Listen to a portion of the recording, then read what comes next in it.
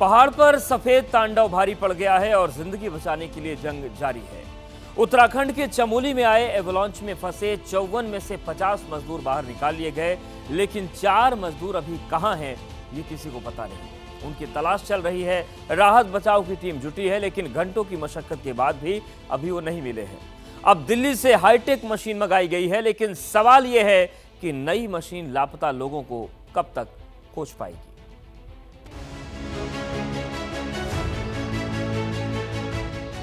जिंदगी बचाने के लिए रेस्क्यू ऑपरेशन जारी है। लापता मजदूरों तक पहुंचने के लिए 5 चेतक हेलीकॉप्टर और 1 प्राइवेट हेलीकॉप्टर की मदद ली जा रही है।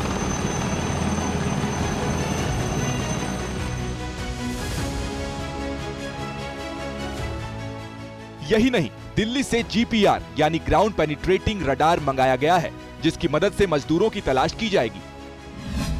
ग्राउंड पेनिट्रेटिंग रडार से जमीन के अंदर की चीजों का पता लगाया जाता है। इसमें रेडियो तरंगों का इस्तेमाल होता है। जमीन के नीचे दरारें या वस्तुएं या खतरों को आसानी से पता लगाया जा सकता है।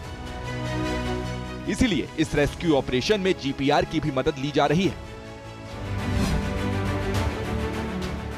पहले से ही JCB से बर्फ को हटाया जा रहा है, लेकिन अभी भी स्थिति सामान्य नहीं हुई है।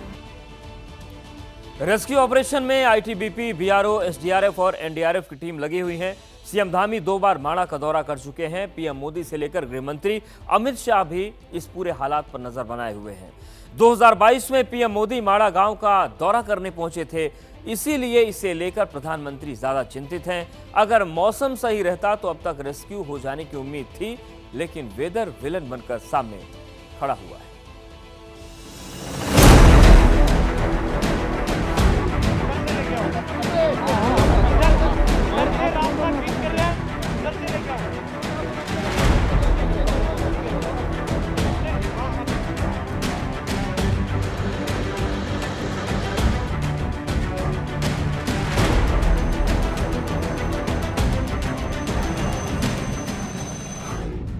बर्फीला चक्रव्यूह, मजदूरों का रेस्क्यू। बर्फीला तूफान, एयरलिफ्ट कर बचाई जान।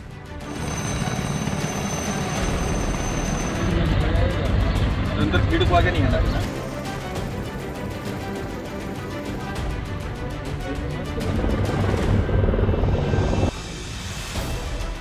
बर्फ से घिरी ये ऊंची ऊंची पहाड़ियां हिंदुस्तान के पहले गांव माणा की हैं। यहां शुक्रवार को आए एवलांच ने चारों तरफ हड़कंप मचा दिया।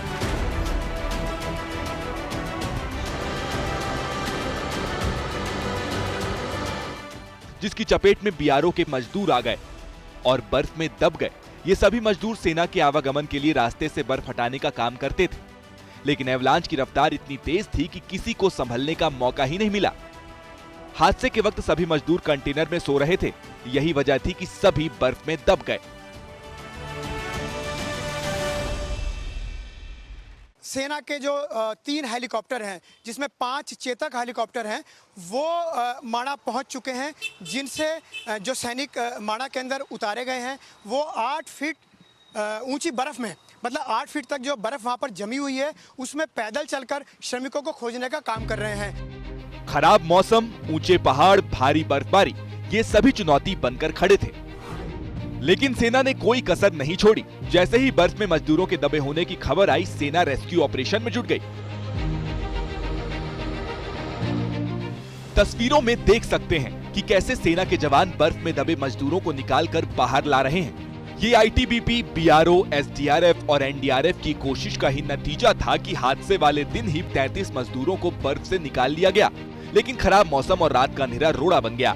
लेकिन अगली सुबह 7:30 बजे फिर से रेस्क्यू ऑपरेशन शुरू कर दिया और जैसे ही मजदूरों को बर्फ से निकाला, उन्हें तुरंत एयरलिफ्ट कर अस्पताल पहुंचाया। 7:30 अराउंड से ही हेली रेस्क्यू स्टार्ट हो गया था, जिसमें आर्मी, ITBP, NDRF की ज्वाइंट टीम्स काम कर रही हैं। इस पूरे रेस्क्यू ऑपरेशन पर खुद उत्तराखंड के CM पुष्कर सिंह धामी नजर बनाए हुए थे।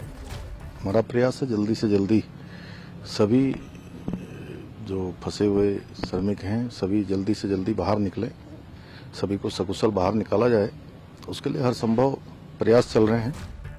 टीवी स्क्रीन पर दिख रही इन तस्वीरों से समझ सकते हैं कि पुष्कर धामी किस तरह एक्शन में दिखे।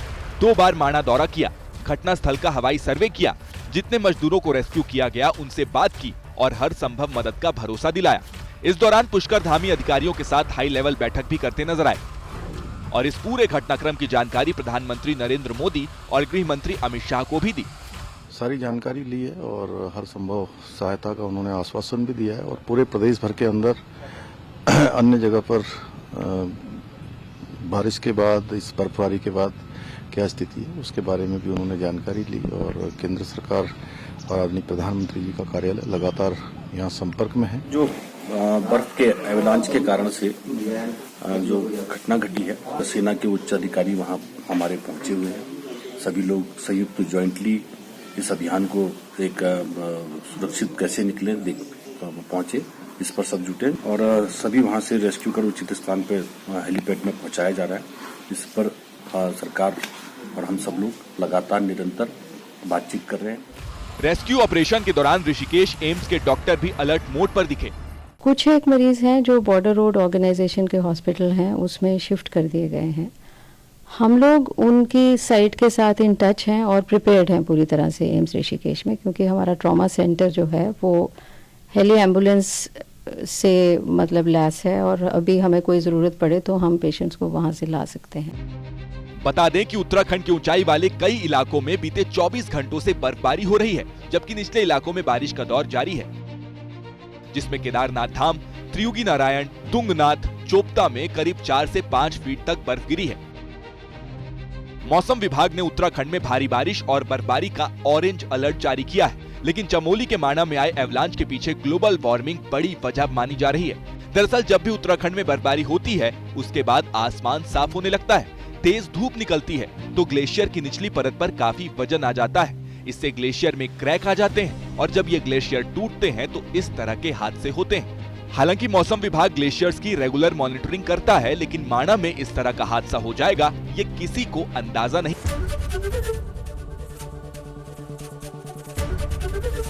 एबीपी गंगा, खबर आपकी, जुबान आपकी।